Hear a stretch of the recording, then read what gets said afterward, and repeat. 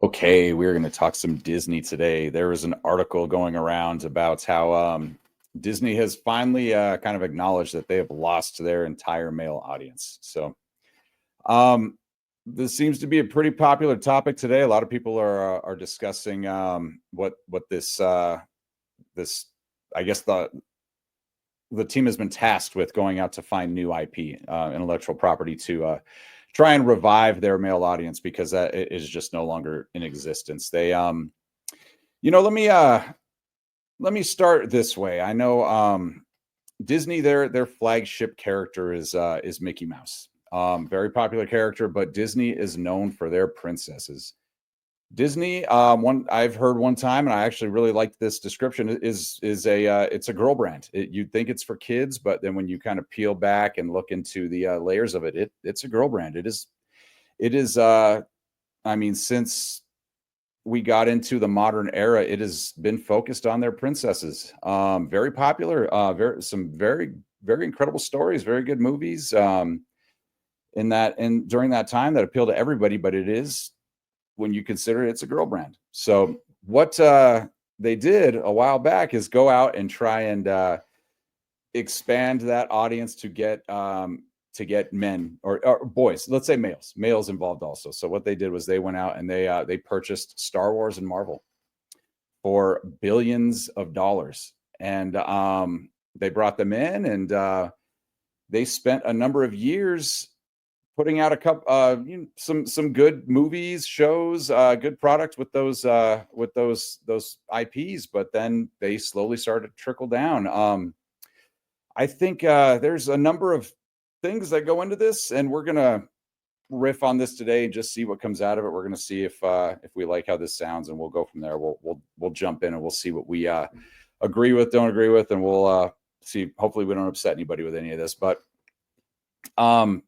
I think there's a number of reasons. I'll talk about what I think is behind this. So, for one, you have a brand that is used to making stuff for girls, so that they're going to go back to their defaults when they come into stuff. I'm sure they received a lot of screenplays, stuff like that, when they purchased the properties of Star Wars and Marvel, and they put those out. But then as they had to start creating their own stuff, they started leaning back into what they know. And we started getting some subpar product. But I also think there's another thing that has to do with how movies are just not as good anymore. So, well, let's not get into that. Let me be a little more specific. We'll talk about how Marvel and Disney have kind of eroded their male audience, and I think that has to do with college admissions. Well, in this, we're going to talk also about how the writing has gotten worse too. So let me bring this up on screen here. So let me, I'm going to add, well, let's do this. This is, I picked this up out of nowhere. So we're going to kind of just figure this out as we go. So okay, let me make this a little smaller here. So here's the article. This is the one that everybody's talking about. Disney's Boy Trouble, which strange name. I don't like that. They could have done better with that title. But studio seeks original IP to win back Gen Z men amid Marvel Lucasfilm struggles. So, I mean, they're just putting out bomb after bomb now. They're losing money hand over fist, and it's getting incredibly bad that I don't even know if they can right the ship on those. But let's see here. Cinderella, Sleeping Beauty aren't the only ones looking for a prince. Leadership at Walt Disney Studios has been pressing Hollywood creatives in recent months. Multiple sources tell Variety for movies that will bring young men back to the brand in a meaningful way. Young men is defined here by sources as ages 13 to 28, aka Gen Z. So, I mean, that is a prime audience. That's a prime age group for boys when you're considering and men. Marvel and Star Wars, that should have been fish in a barrel. That should have been easy. They had that age group for forever. Both of those IPs did. Let's see. First, every film studio is looking for better ways to convert young audiences into habitual moviegoers. Numerous studios show that Gen Z men in particular are lonely, gaming-obsessed group who were hampered in their formative years by COVID-19 lockdowns. I don't think that's fair. I think that's passing the buck a little bit. Lonely, gaming-obsessed group who were hampered in their formative years by COVID-19. I don't think COVID has much to do with this. I mean, I know one example I heard is that when Spider-Man No Way Home came out. That slayed in the theater. It did great. It made a ton of money, over $1 billion. And I think a lot of people still hadn't lifted their restrictions yet. And people were still going out to see it, full mask, all that goofball stuff. And it still did well. That was a fun movie that pulled all the right chords with people, and they went out and saw it. Let's see, Lonely, Gaming Obsessed. I know there's some epidemics going around. There is a bit of male loneliness talk that's happening. I think there's a number of reasons behind that, but I don't think that that is anything that would yeah, I don't, how they're associating that with this loss of audience is strange to me. I'm not sure what went into that. I'm sure there's somebody there that did some math behind that and probably could explain it, but I really can't see on the surface why those things are related. This is the same Disney whose multi-billion-dollar content engines, Marvel and Lucasfilm, have stated men of all ages over almost 2 decades, or have sated men of all ages over almost 2 decades. I can read, I promise. Since the company acquired them, the sources say Disney has been seeking new IP and pitches such as splashy global adventures, treasure hunts, as well as seasonal fare like films for Halloween, for the Halloween corridor. The calls come as Star Wars machine struggles to produce any film project, and the superhero genre shreds audiences by the minute. So that is, I mean, they had that treasure hunts. I mean, they had Indiana Jones, and that's another product that Disney brought in, and they tried to make that into a girl brand. They tried to kind of shift gears and hand the torch from Harrison Ford to Phoebe Waller-Bridge, and that nobody wanted that. It wasn't a good movie. People don't like Phoebe Waller-Bridge. People love Harrison Ford. They even did a movie prior to that where his son was brought into the fold, and that could have worked. Shia LaBeouf would have probably been a better choice to kind of run with this one, but they didn't do that. So it's been a bunch of strange decisions, one after another, for Disney on all of their male dominated properties. So let's get into this. I think a lot of the issue is that you have so there's been a big push to get more women into college, and you can see, let me bring this up here. I have this article here. Women between the ages of 25 and 34 continue to be more likely than men in the same age group to have a bachelor's degree. The gender gap in bachelor's degree completion appears in every major racial or ethnic group, through the size, though the size gap varies widely. So here we go. In 1995, young men and women were equally likely to hold a bachelor's degree, 25% each. Since then, there has been a growing gap between men and women in college completion. So, I mean, we're getting more women in college, and when they come out of college, they're the ones with degrees. They're going to be the ones qualifying for a lot of these writing jobs in Hollywood. So, I think that is why you're getting so many female we'll call it writing experiences. So movies are now, you're getting more of the female experience in scripts that would normally be written by men, and you would kind of get the experience that we'd always gotten on these products when they were comic books or when they were movies in the 70s and 80s. They were written and produced by men, and now you're getting the female experience on those because females are coming out of college with degrees and they're getting these positions and making them.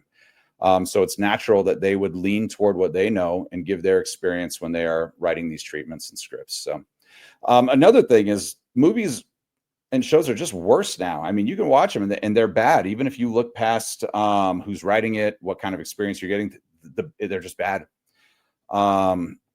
Too much. They don't trust the audience enough to accept their writing to kind of get them where they need to go. There's a lot of just heavy dialogue of explanation and not leading you where you need to go, almost telling you where you need to go, as well as kind of there's a lot of preachiness in today's media. They're trying to tell us what they want from society and what they think we should be doing as a society, and people don't want that.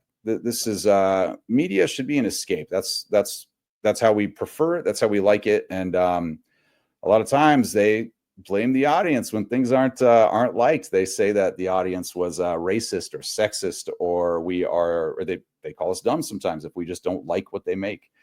Plenty of examples of this. So, but we're talking about writing getting worse. So let's jump into this one here. So this is from Forbes here, an article that's discusses falling college academic standards, and there's new evidence. So let's I scrolled down to the part that kind of discusses what we're talking about here. So we'll jump in there. So, but one thing that is vitally important to completing college is grades.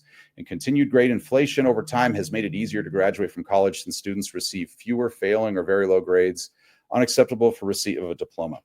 According to one-time Duke professor Stuart Rotshazar, in 1940, the average GPA of American college university students was below 2.5 on a 4-point scale, more C, D, and F grades compared with A and Bs. That was still true when I attended college in the collegiate golden age of the late 50s and early 1960s, but by the end of the 20th century, a typical grade was a B. And by early in the last decade, the average had risen still further, with average GPAs exceeding 3.4. At the same time, research by Philip Babcock and Mindy Marks and others show that American college students are spending far less time on their studies than they did a couple of generations ago. Broadly speaking, American college students typically are earning much higher grades than those half a century or so ago, but doing about 1/3 less work, doing less for more, but at a far higher cost. So, I mean, that tells you they're just handing out higher grades. The expectations are lower. The workload is much lower, and people are coming out with more degrees. So you're getting a watered down group of graduates, which kind of makes these degrees seem a little worthless. And we see it now that this article is a couple years old here. Now that it's been a few more years, we're seeing that the product that's available is just worse, and it's because worse people are making it. People who would have been washed out by higher standards are now there, and they get these jobs, and it's starting to show, and it's affecting that industry. Hollywood is hurting right now. So let's come over here. Another thing I talked about is how Hollywood has become a little bit preachy. People don't want messages pushed to them, and some things are a little uncomfortable, and we think people should keep their hands out of them. One example here is a Disney executive. During a meeting, somebody looks like executive producer Latoya Ravano says her team has implemented a not at all secret gay agenda and is regularly adding queerness to children's programming. So this is I believe a couple years old here. So this has been around. This was known about, but it's still concerning. But I think now we're allowed to actually kind of look at it and express concern. So I'll play this here. It's like, I love Disney's content. I grew up watching, all of the classics. They have been a huge, informative part of my life. But at the same time, I worked at small studios most of my career, and I'd heard, you hear whispers. I'd heard things like, oh, they won't let you show this at a Disney show. And I'm like, okay. So I was a little sus when I started. But then my experience was bafflingly the opposite of what I had heard on my little pocket of Proud Family Disney TVA. The showrunners were super welcoming. Meredith Roberts and our leadership over there has been so welcoming to my not at all secret gay agenda. And so I feel like I felt like it was, maybe it was that way in the past, but I guess something must have happened in the last they're turning it around, they're going hard. And then all that momentum that I felt, that sense of, I don't have to be afraid to let's have these two characters kiss. Let's in the background, I was just wherever I could, just basically adding queerness to if you see anything queer in the show, I'm Proud Family. But I just was no one would stop me, and no one was trying to stop me. She's talking about children's media here, and she's talking about having a not so secret gay agenda, trying to put queerness in everywhere. I have no problem with queerness, homosexuality. I have a lot of very important people in my life who are homosexual and queer, who I love to death, and I just don't think this is appropriate to be putting into kids' media. And this is something that a lot of people were turned off to, and over time they kind of stopped showing up to watch these things after after so long, enough was enough, and people, stopped participating in it. So stuff like that's a little concerning. There's been a lot of stuff like that. You see a lot of questionable subject matter for children when you should be showing children, traditional ways as youth, and then let them decide what they're going to do with their lives as they get older into adulthood. That's what I think. We're going to jump into this next. So this one is, let's go. So another thing we had here is when Marvel, they told us that this day was coming, that it was going to start changing. Kevin Feige, who's the head of Marvel Studios, said, and this was in 2018 during Ant-Man and the Wasp press tour. So Kevin Feige, MCU will soon have more female heroes than male, which is a shocking turn. I mean, considering most Marvel superheroes are male. There's plenty of female ones. There's plenty of loved female ones. Some of which who they destroyed, like She-Hulk. I'm still very upset at what they've done with She-Hulk because I love She-Hulk, and they did a terrible job with her when they finally put her on screen. But we'll scroll down to this quote here. So I think we're getting to this is a quote from him during the press tour. I think we're getting to the point soon where we will have as many great female characters that those are just our heroes, as opposed to when are they all female, all male? That's strangely worded. That's a direct quote. I'm not reading it weird. He's just weird for saying it that way. It's just the Marvel heroes, more than half of which will be women. So there's a photo there. It shows you a lot of the female heroes from the comic books, and some of them are great. She-Hulk is there, Rogue, Wasp. There's a lot of really good ones, but they did some strange stuff with the storytelling here. They quickly put Brie Larson as Captain Marvel, as the centerpiece of the universe, realized that she was very unready for the spotlight. And that was proven by how she alienated herself anytime she was interviewed or anytime she was around male castmates. She was just very abrasive, and eventually to the point that she became unlikable by the fans. Same thing with She-Hulk. Tatiana Maslany, the actress who portrayed her on screen, also unlikable, abrasive, and nobody liked the show. Nobody's watching this stuff. So now they're scrambling to bring back Robert Downey Jr. I hear Chris Evans is on his way back as Captain America, or some form of Captain America.